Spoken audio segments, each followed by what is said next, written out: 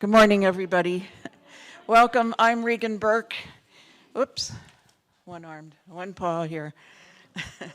And I have some announcements. I'm on the Adult Ed Committee, the Fourth Presbyterian Church, Chicago. Welcome to those of you who are in the room, and there's a little bit of echo, and to those of you on Zoom, and for those of you who will be watching this in the future on video. I just want to announce that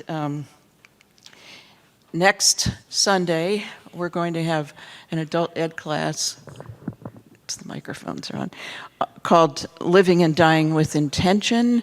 So just to let you know, our legislature in Illinois is considering a bill called Medical Aid in Dying. Sometimes that's called assisted suicide. A few other states have it.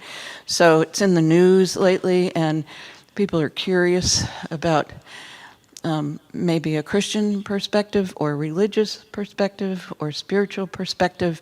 And next week, our pastor here, Amy Pagliarella, will cover that and your questions. So please join us. It's next Sunday, same time here.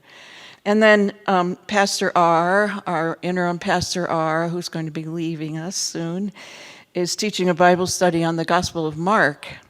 That's going to be in person, and we hope online. We're working on that one. It'll be 3 Tuesday evenings, starting it'll be May 20th, 27th, and June 3rd at 6:30 in Anderson Hall, which is across the hall there. So I want to wish those of you who celebrate the tradition of Mother's Day a happy Mother's Day. And then I want to announce that right after this, the Chicago Exchange, which is a Japanese fellowship here, is having a small catered celebration in the church's manse, which is like it's not that hard to get to, but just ask somebody. And there'll be food and everybody's welcome. And Justin Myers here is a member of Fourth Presbyterian Church, and he got the Chicago Exchange going. So I want to just give him a chance to say what exactly it is. Chicago Exchange started June of last year. We're about to celebrate 1 year. And if you've come to one of our events or involved, just either raise your hand or make yourself known. We, in 2024, had 125 total attendees across all of our events, which is good numbers.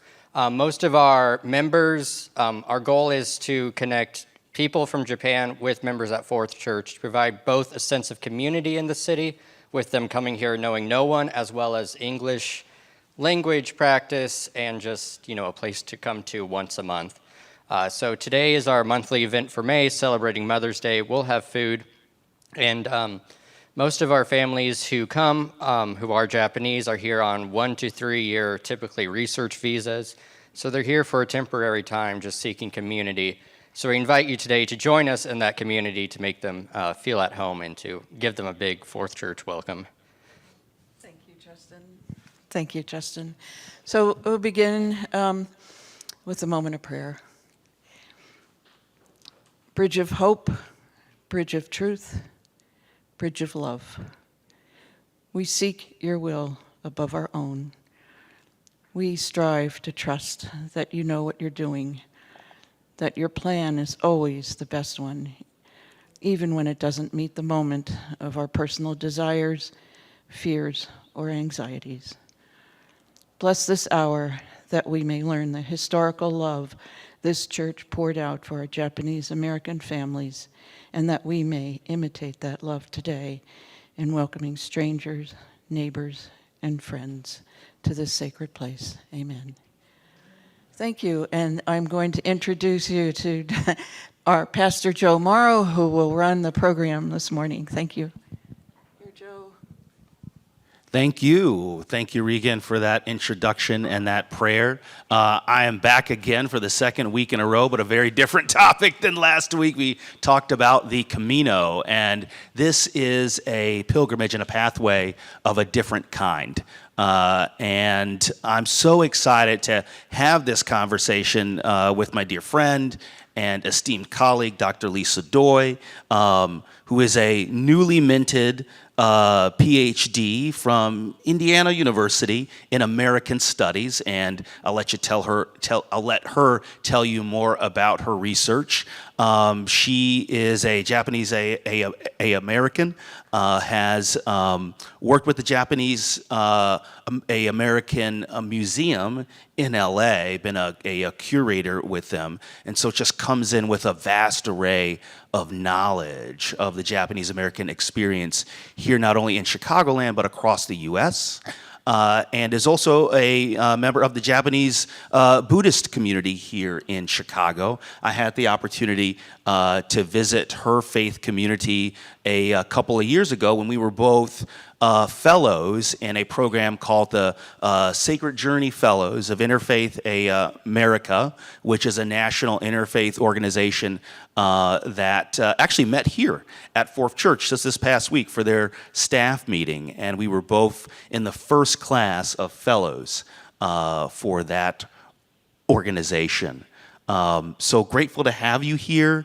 And the conversation that we're about to have is going to be a conversation in keeping with Asian American and Pacific Islander Heritage Month, which just began this past week. So we're going to talk about the Japanese American experience, the Asian American experience, but more broadly, the American experience. It's a uniquely American story. And then as part of that, we're also going to explore church history, specifically Fourth Church history, and one of what I would call the canonical stories of Fourth Church. So in Scripture, we have what's called a canon. It is a collection of stories and sacred texts that tell us about our identity as a people of faith. And in the same way, we as Fourth Church have a series of stories in our own history that tell us about who we are as a faith community, who we strive to be, our values, our challenges, our shortcomings, all of the above. So this story of the welcoming of the Japanese American Fellowship, the Japanese Church of Christ in the 1940s during World War II, is a part of that Fourth Church canon. We've often told that story here primarily from the perspective of our pastor and from the perspective of a white majority congregation. So what we're going to do today is tell a different facet of that story.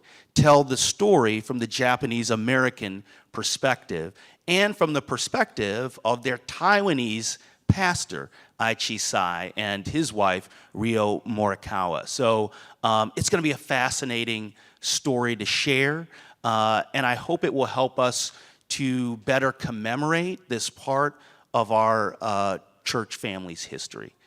So without further ado, I'm going to give up the mic to Dr. Doi, who's going to talk about the broader Japanese American experience that precipitated the welcoming of this fellowship. Thank you.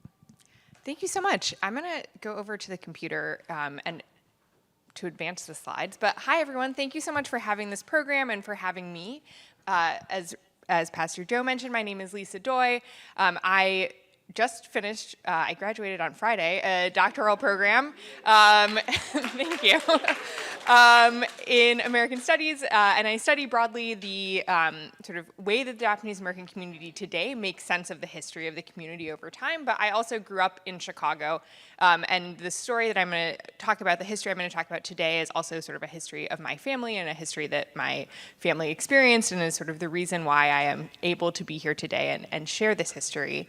So I am going to begin with some context sort of before Japanese Americans got to Chicago. So before World War II, there were about 300 Japanese Americans that lived in Chicago. Very small population. Chicago largely did not have an Asian American community in the 1940s. And after decades of Asian immigration to the U.S., mostly to the U.S. West Coast, with increasing anti-Asian sentiment, anti-Asian immigration restrictions that were put in place that barred first Chinese immigration, then Japanese immigration, then all Asian immigration. That was sort of like the context, or some of the context that was happening in the U.S. before World War II started. And then at the start of World War II, obviously Japan bombed Pearl Harbor, immediately put these two countries in conflict with each other, at war with each other.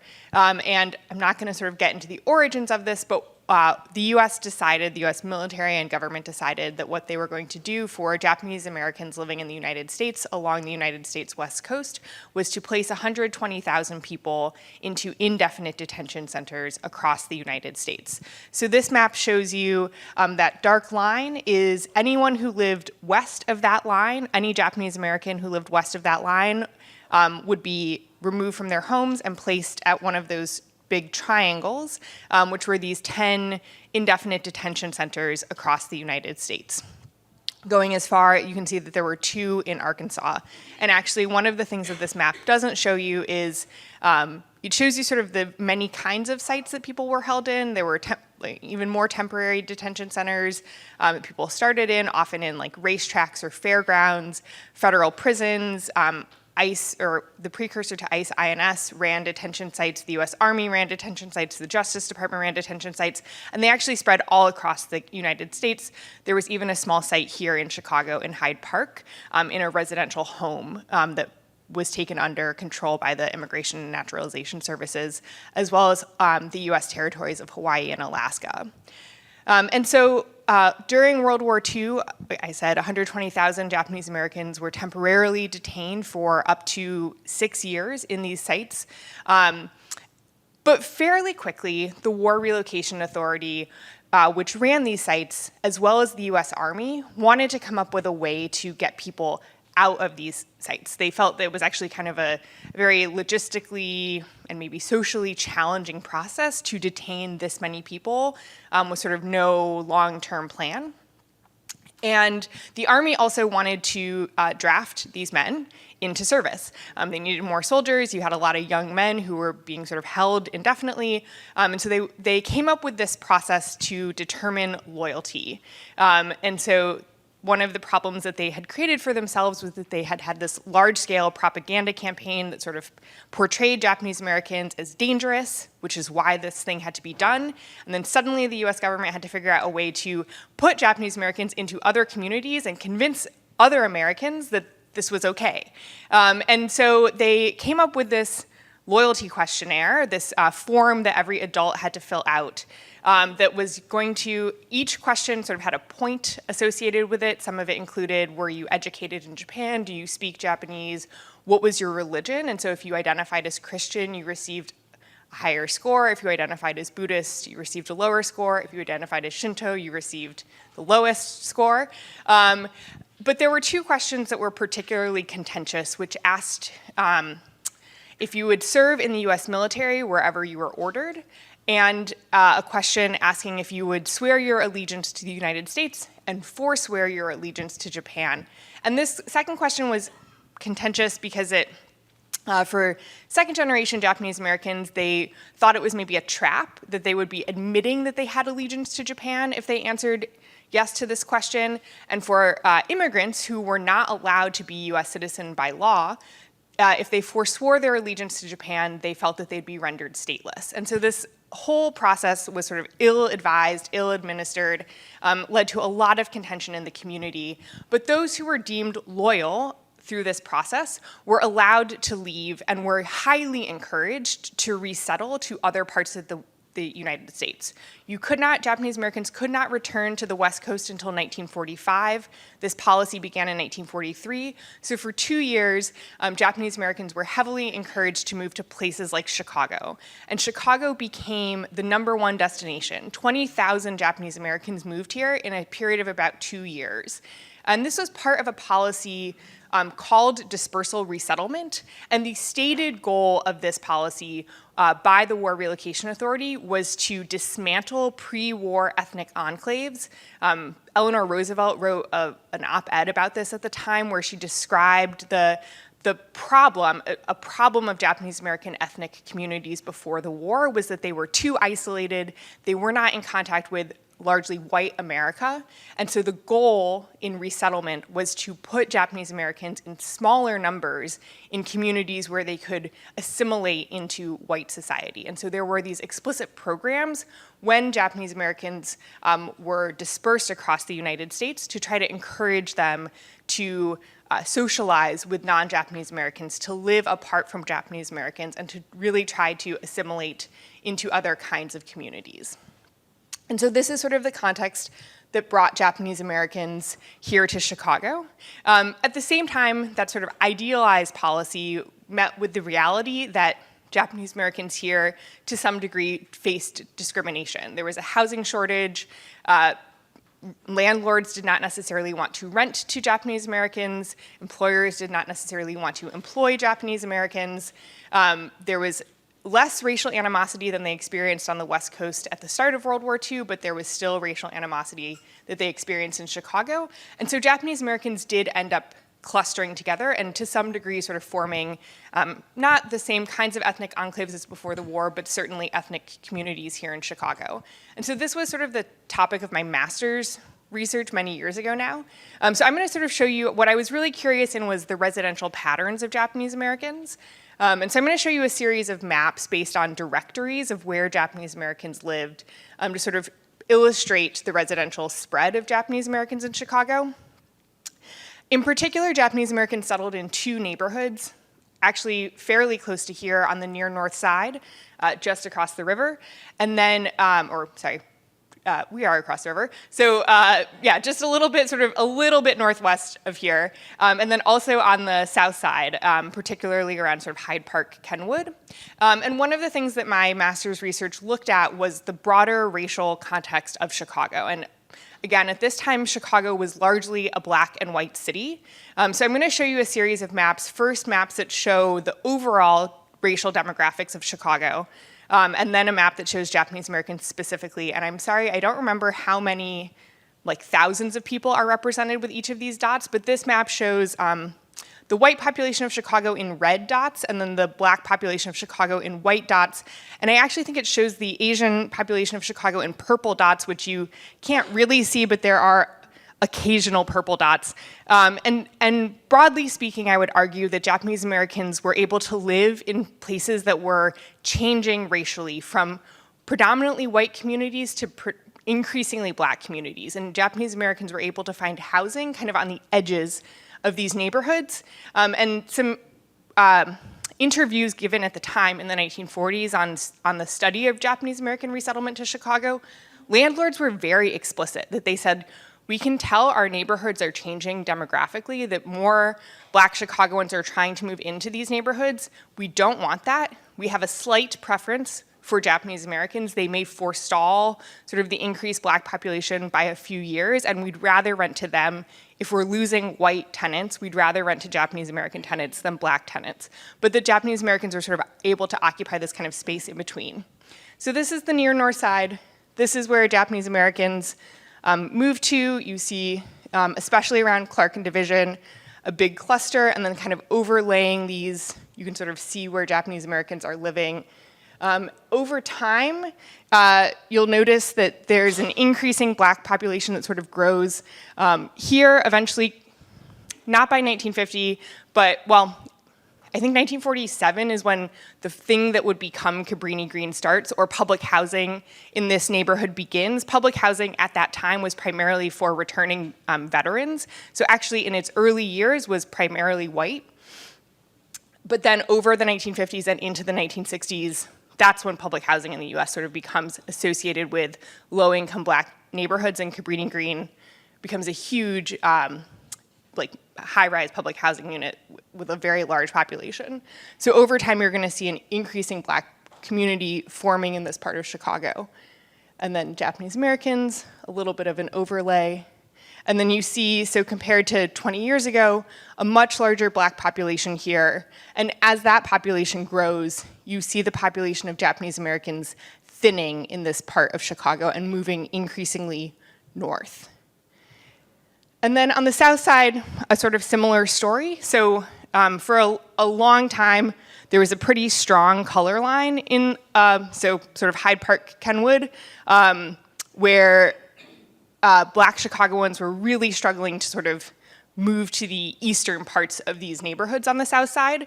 Again, this kind of falls around 1947, where Black tenants are able to increasingly move east on the south side of Chicago. This was the largest community where Japanese Americans were able to move to. You can see primarily sort of in Oakland, north of 47th Street, but some in Hyde Park and Kenwood as well, south of 47th, and into Woodlawn too.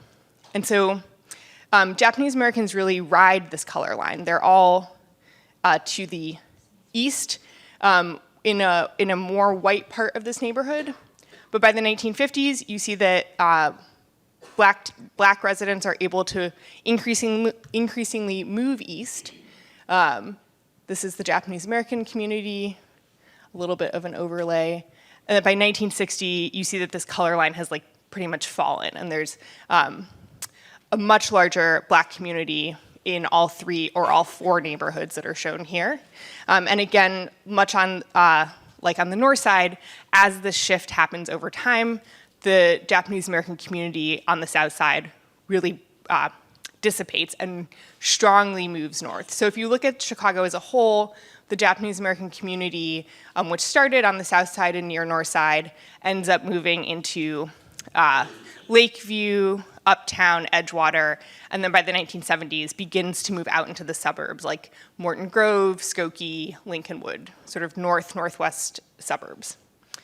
And just as an illustration, a friend of mine, Ross Hirano, who grew up on the south side, likes to sort of tell this story through his school yearbook photos. So he went to Oakenwald School, and then he went to Hyde Park High School for high school. And so you can see, and this is gonna be like the early 1950s, into maybe the early 1960s. And so you can see this very multiracial elementary school classroom that he has. By middle school, his school has become predominantly Black, and by high school, he is the only Asian American student that remains in his high school. This is him getting elected prom king. So a very charming and popular student.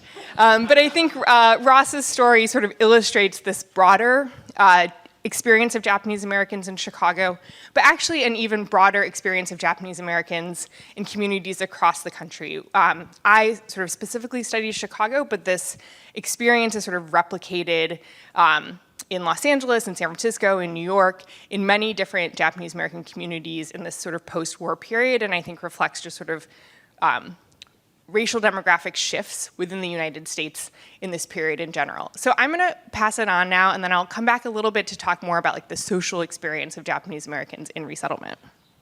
I'll let you keep that one.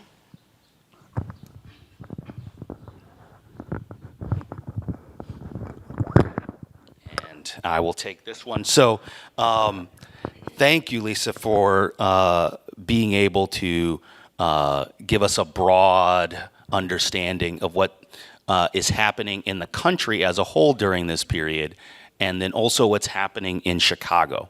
So I'm going to talk a little bit about the life of our fellowship, the fellowship that met here at Fourth Presbyterian Church. And as I do so, you're going to see, as Dr. Doi had mentioned, issues of immigration pop up, identity, also religion and faith, acculturation and distinction in one's ethnic or racial community. So you'll see all these dynamics at play. I should also say what you're about to see really comes to us from the work of the Densho Archive, which is the archive of the Japanese American Museum, and it's a digital archive. It also comes to us from the Tsai family, the family of Reverend Chih Tsai. And so we've got to be grateful for both of those groups for providing us with the primary sources that you're about to see. And they're going to really give you just such a different lens on the story of the Japanese Church of Christ. So I'm going to begin this and help you to see Reverend Chih Tsai's life as sort of a microcosm of all of these issues that we've just mentioned. And it begins not in the United States, not in Chicago, but in Taiwan, or Formosa, as it was called during this time. So who is Chih Tsai? He is, at the beginning of his life, a subject of the Japanese Empire, which spans all across East and Southeast Asia in the early 1900s. So this is sort of a nice map of Japanese expansion during this time. And you'll notice about in the middle, right next to where China is, if you go to the east, is the island of Taiwan. And this is where Chih Tsai comes from the Tainan province, which is to the south and west of Taiwan. Sort of, you can just see it in big letters in the lower left-hand corner of the island. So he comes from Taiwan, is a subject of the Japanese Empire at this time, and is born in 1913. He's number 8 of 10 children, only 9 of which made it to adulthood. His family is one of the first Christian families in his village. And he tells a story later in life in his memoirs of his father having become a Christian because of the preaching that he heard in the marketplace in his village from a Presbyterian missionary who kept talking about the family of God and being children of God and love of God, and it really spoke to him. And he wanted to find out how he could be a part of this family, and began to be embraced by the missionary and the Christian community that he formed, but also kind of stigmatized by his family because of that. He ended up living with the missionary's family because he got kicked out of his own home. So this is the beginning of Christianity within Chih Tsai's family.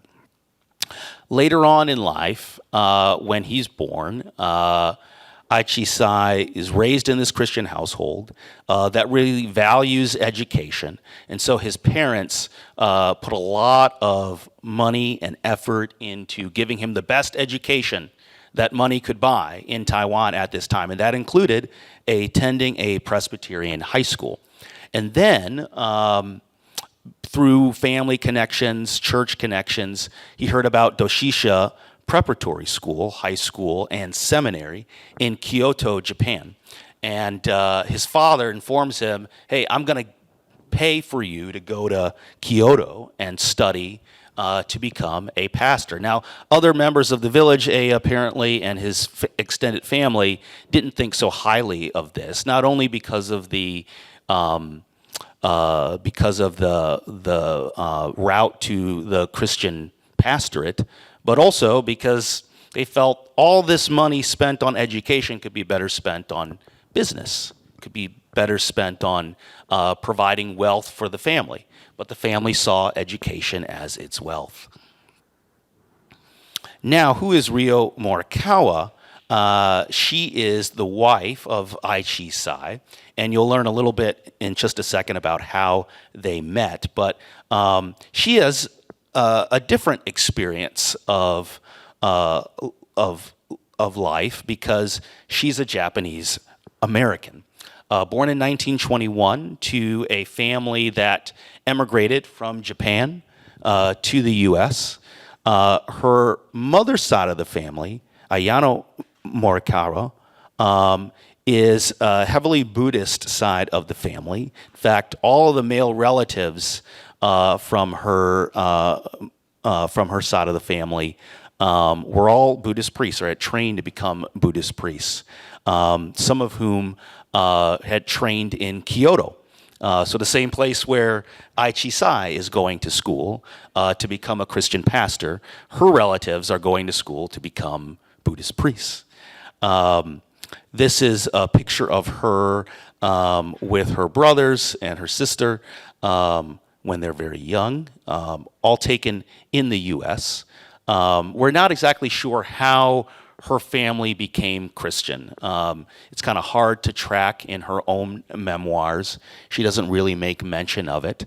I should say what we're providing today, and what I'm providing specifically, is really a sketch of these stories. So there's so many questions that I don't have the answers to, but with the resources of the archive and the Tsai family, we're able to peer more into their lives. So this is unfolding research that you're seeing here today. So her life was very much like the experience of many Japanese Americans that Dr. Deutsch just described. So she grew up in San Diego, and her father started a nursery business for plants, flowers, and built a home that had a nursery on the bottom and then bedrooms on top for his family and extended family to stay. So kind of very much the American immigrant trying to rise socially kind of story. You can see her there in public high school in San Diego with a couple of her classmates. So very much sort of fitting in, acculturated to U.S. life. But we know all of that changes during World War II.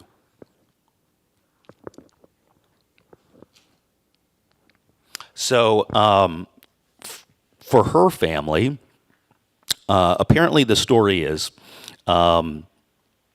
they were either given the choice to go to a internment camp or to flee to some other part of the U.S. east of the Mississippi. And so they didn't want to end up in the camp, so they fled east to Chicago. And that's how they ended up here. Interesting part of the story, and Lisa, you may want to comment about this. Apparently, their house was confiscated and never given back to them. And it was razed, bulldozed, and family never got compensation for it. Was that typical that you would see that among the Japanese American population, that you leave your home and there's nothing to come back to after the war? Yes, in many ways, but I would say the U.S. government, by and large, did not seize property, but that, for various reasons, a lot of people didn't necessarily own their homes. Actually, laws prevented Japanese Americans from owning their homes, so your landlord may not have chosen to let you return. So in that sense, it sounds like the Morikawa family was an exception in that they were somehow able to accumulate land, but the land was confiscated, I think in part because they were very close to a base. And so there was some concern, at least that's what she says in her memoirs, about them being spies. So in order to prevent that, take away their property. So they end up in Chicago. The way that Chih Tsai ends up in Chicago is through a scholarship. So he's at Doshisha, and someone there really takes him under their wing, Robert Cashman, who's a translator, Presbyterian mission worker, also has connections with Chicago Theological Seminary and University of Chicago. And that was his ticket to come to the U.S. And so he becomes a graduate student at U of C. And begins to find a Japanese American community to connect with here. And that fellowship, by 1942, has been really harassed by police at the storefront church where they were meeting, and is looking for space. And so that fellowship is seeking a home.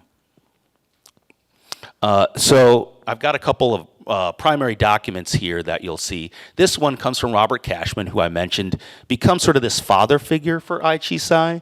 And this was a letter about some misunderstanding that they had, and him trying to kind of smooth it over.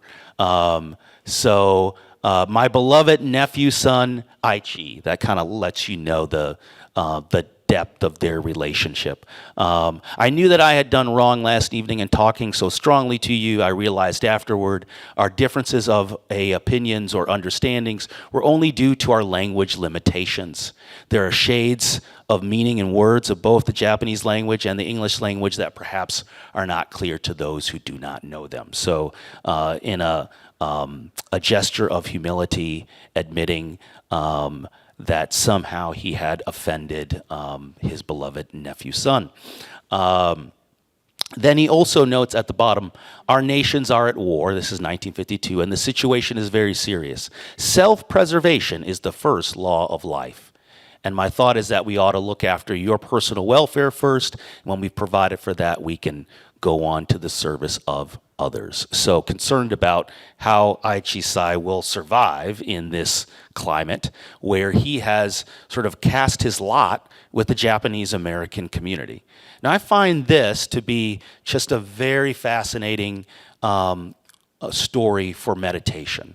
I don't know the answer to these questions, but I wonder, here's a person who began life the subject of the Japanese Empire, tries to kind of climb the ladder in Japanese society with his family, goes to Kyoto, becomes educated, and then comes to the US where Japanese Americans are now not at the top, but at sort of the bottom of the social hierarchy, and very much looked down upon because of the war. Probably not the most ideal time to join arms with the community, and yet he did. He did to the extent that he married one of the community's own, and then becomes the pastor of the Japanese American Fellowship. So you can just see the trajectory. I mean, in a larger context, it might be like an African American young person becoming the pastor of a white congregation in a place and in a climate where both of their social standing really won't allow them to succeed or to gain wealth. So it's just a fascinating story. And we don't necessarily have the answer except for love and faith as to why he chose to do so. I'll show you a couple of other letters here that will tell you a little bit more about what the fellowship was like. This is the letter that requests or that tells Chih Tsai that his request and the request of Cashman, who again works at Chicago Theological Seminary, to have the fellowship that's been harassed to worship at Fourth Church. This is the letter that says that process is in motion. So my committee, which is, I believe, the mission committee, has considered the question of providing a meeting place for the Japanese Christian Church, for which you are the acting pastor. And this states that they're to have John Timothy Stone Chapel, which of course is just to the right of the pulpit in our sanctuary. That they're going to have use of the chapel from 2 to 3:30 every Sunday afternoon. So that was the recommendation to session. Session approves it. This is Chih Tsai's thank you to Harry Ray Anderson for this. This is May 21st, 1942. Wants to thank the committee and the church for having shown us the example of true Christian spirit.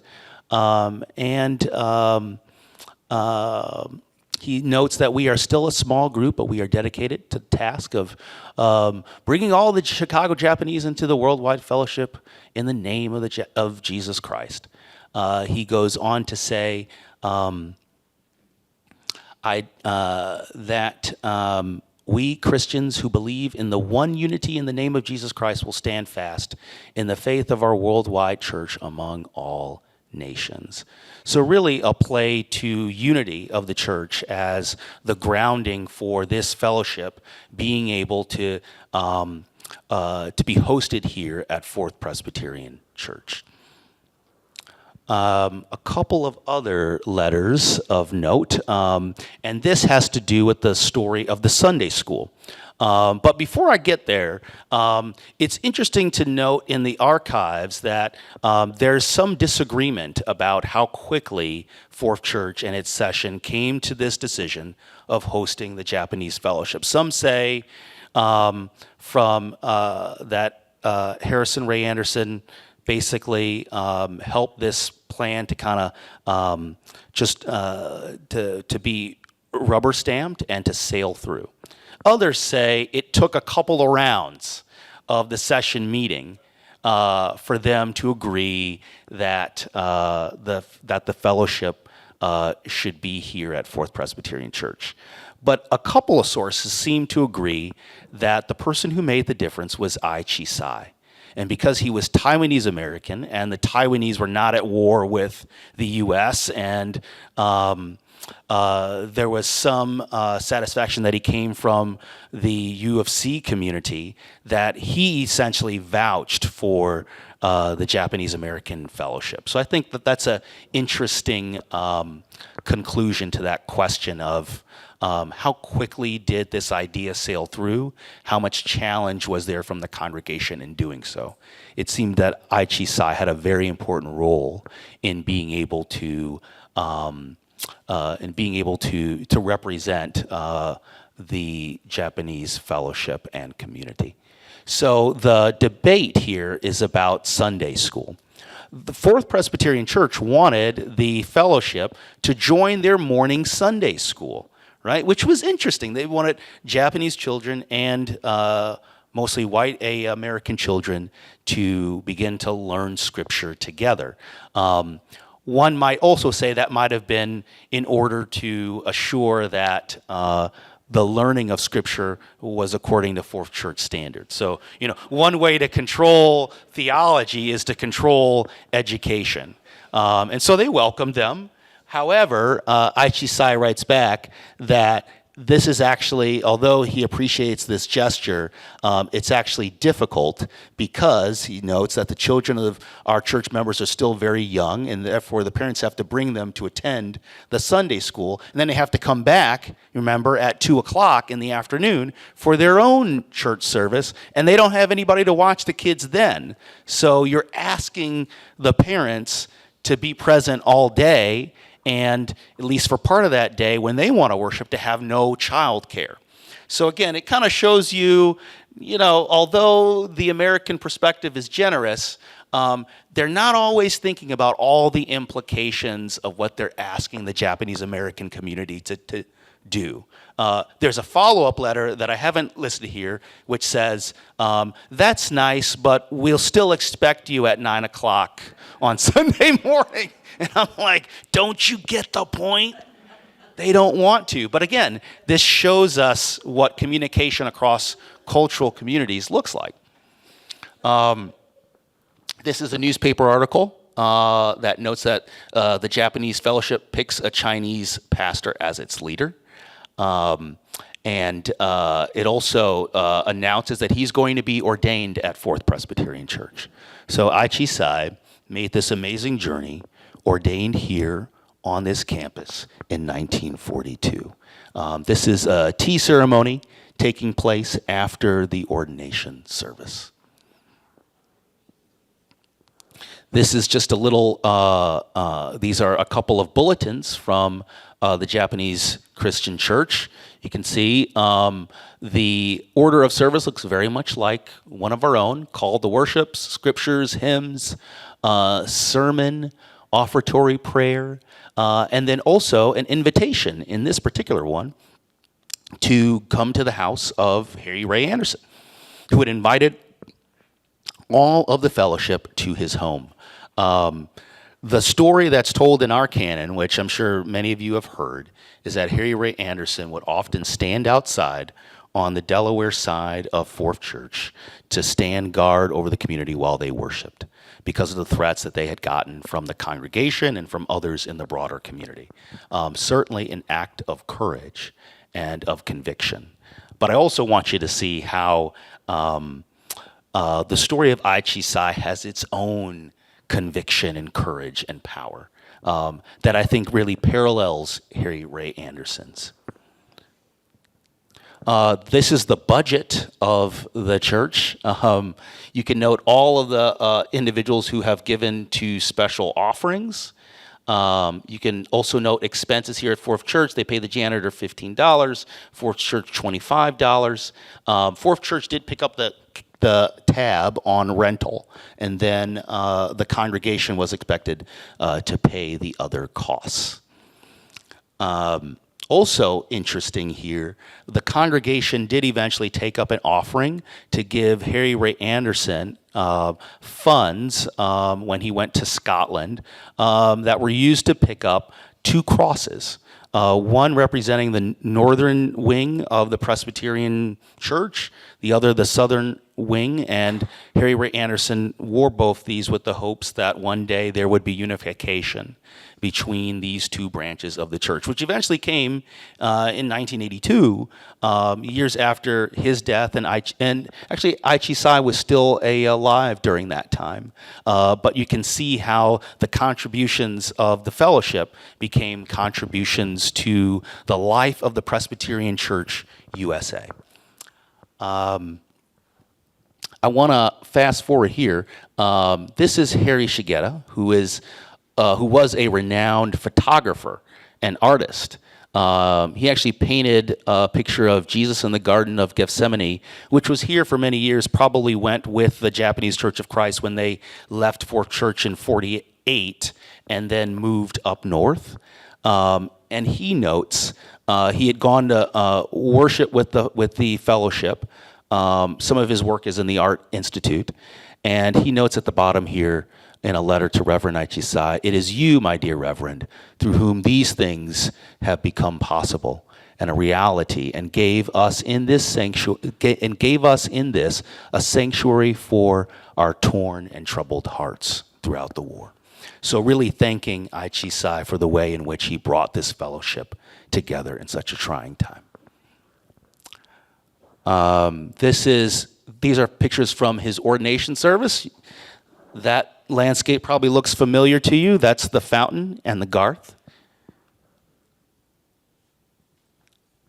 And I'll briefly end with war and immigration, and just want to note some of the ways in which both Chih Tsai and his wife were at risk during this period of time.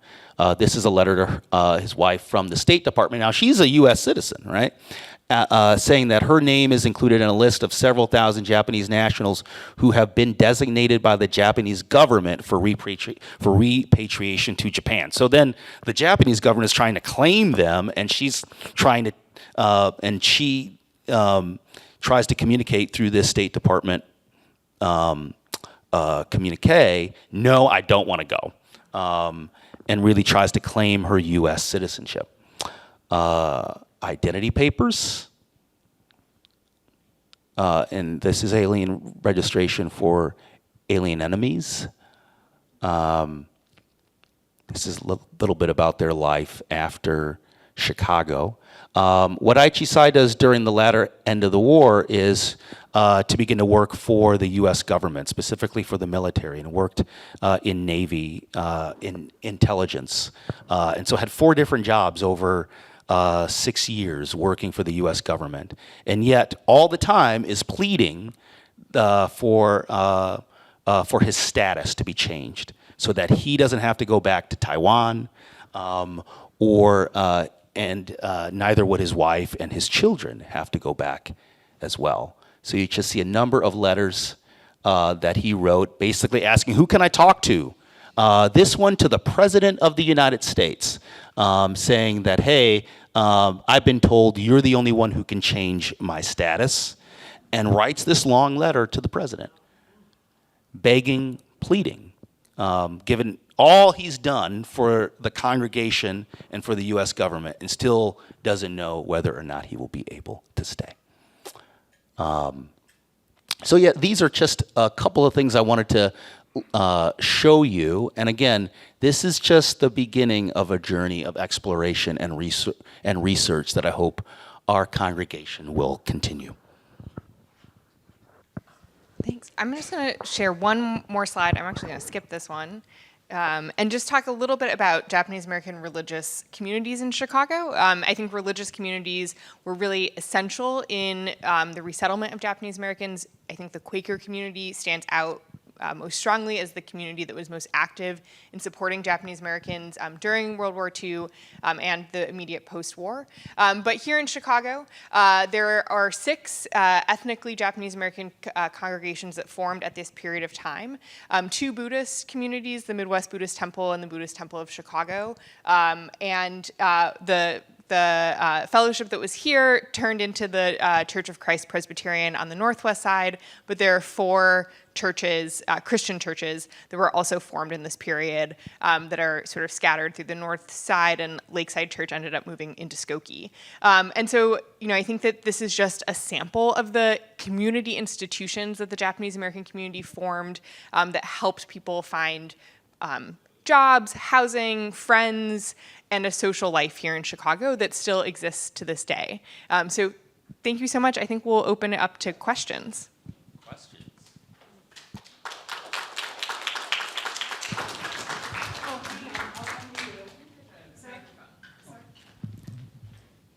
Yeah, I'm a Chinese. I'm going to try to make a little of my guess.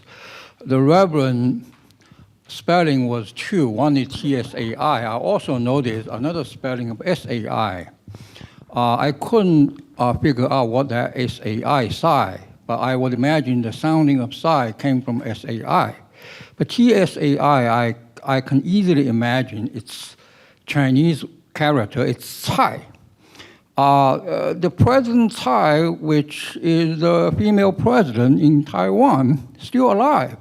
She might be pleased to know that Reverend, well, it's not a coincidence. The current VP was a daughter of the Presbyterian Seminary.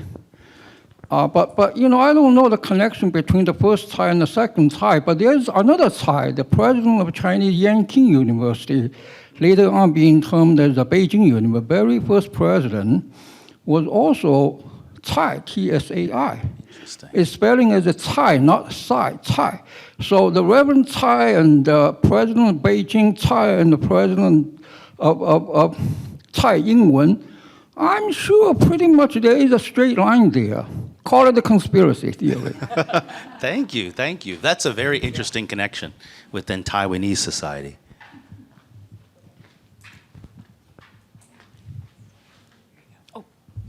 Hello.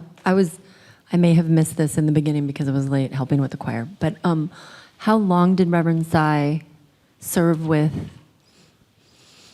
Did he serve with the church when it became Church of Christ Presbyterian, or was he just for the congregation that was here for 6 years? Good question. Just for the fellowship. So by the time he leaves in 44 to work for the Navy, they go to Columbia University. Correct. He was the acting pastor, kind of helped get it started. And then other pastors took on the fellowship after that. Yes, I'm a former member of Fourth. I'm a current member of LaSalle Street Church, which is just south of Division. And we had a Japanese congregation also, Japanese American. We weren't LaSalle Street Church then, but in the afternoon it was the Italian American, and at 6:30 a.m. it was the Japanese American. And coincidentally, I sat next to a man who was the son of the pastor at one of our Sunday school classes. Second, really quick, 2 books. I just read this. The Last Year of the War. It's in a detention camp, a German American girl and a Japanese American girl, and a wonderful story. And there's one called Clark and Division. You've read that, a mystery. Great recommendations, and great to hear about those connections as well. I mean, we can tell that throughout this area, there were churches that were taking on fellowships during this time. This may be a little off the subject. I was just wondering if there were also detention camps for German Americans and Italian Americans. Yes, yeah, great question. There were, and although I guess I would say none of them were exclusively German and Italian. They all also had Japanese Americans. And then there were many camps that were only Japanese Americans. And so there were selectively German and Italian, mostly men who were picked up, again, by the Army, the INS, Department of Justice. But the only group that was systemically picked up and removed were Japanese Americans. And they were all west of Mississippi? Everyone in California, Western Oregon, Western Washington, and Western Arizona was taken, and then sort of selectively in other places. So there was like a systemic removal on the west coast of the U.S., and then a selective removal in other parts.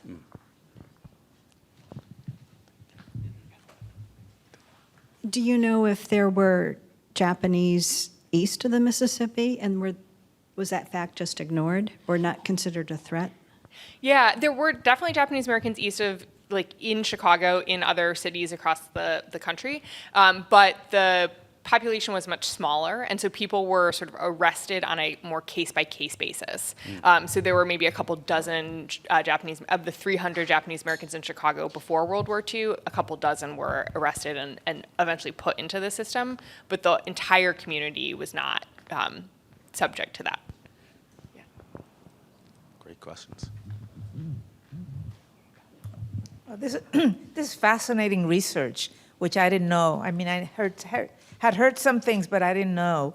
But it also makes one think about the critical role that communities of faith can make in times of trouble against our brothers and sisters. And, you know, we see a repetition of what's going on in our country right now. Not quite the same, but very scary. And so I want to encourage us to think about ways that we can continue to reach out and be faithful brothers and sisters of our communities. Thank you.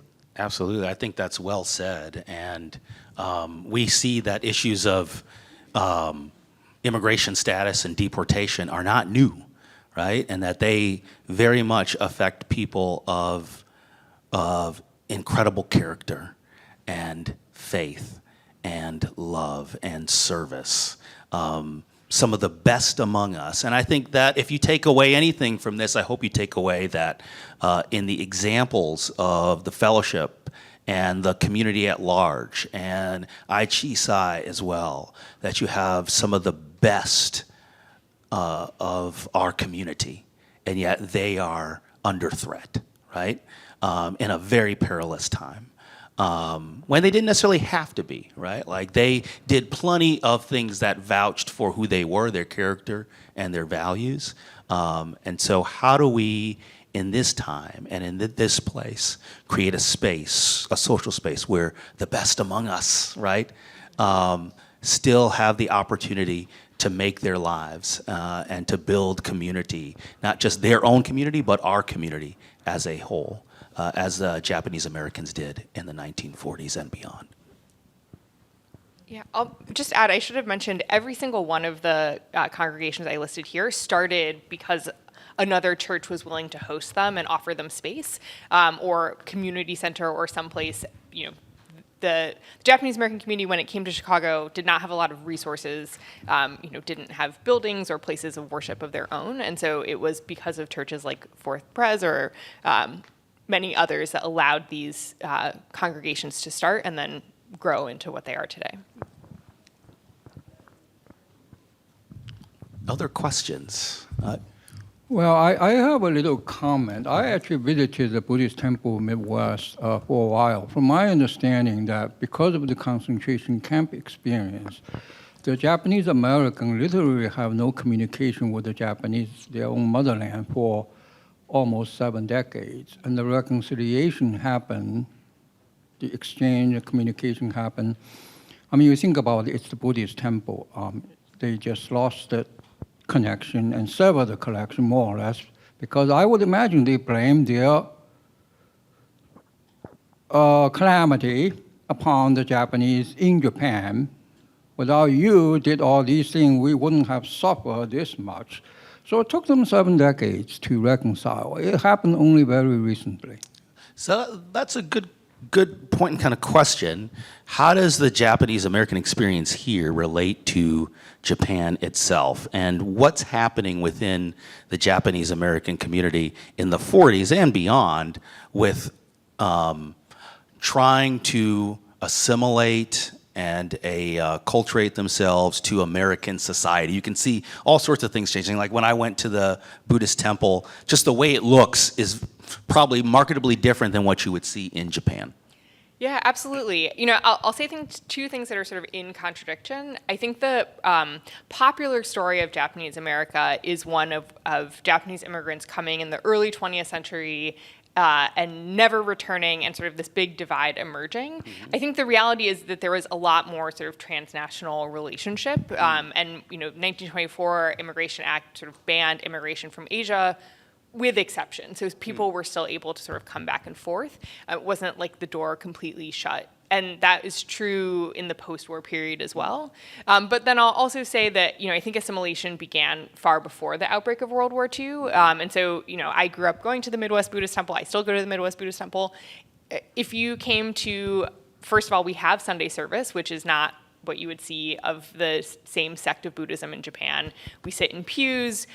People have written hymns that we sing. There's a sermon that is delivered. It is very Protestant in its sort of form.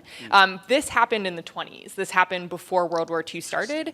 And I grew up going to Sunday school. We called it Dharma school. And so this sort of like mimicking of the form of sort of a Protestant religious service was picked up before World War II started and was part of a process of sort of becoming legible and Americanizing, even within the Buddhist community. So that predates World War II, but certainly it continued. There was not a desire to sort of make it more like a traditional Jodo Shinshu religious community that would look very different. So, I'll stop there. Yeah, thank you. It's such a complex subject when we talk about how cultures merge and interact and engage together. And so this is a great test case for understanding how complex, complicated, nuanced these kinds of cultural shifts are, these migrations and pilgrimages in faith and in life. So I want to thank you, Dr. Doi, for your research, for sharing it with us today. And just for this story that we're able to tell together about the broader Japanese American community and experience in our own backyard. And I have to think that in some ways we are acknowledging and giving due honor to the spirit of the Japanese American Fellowship that met here and its leaders. And I hope that we'll continue to do that in the future as a congregation. So thank you.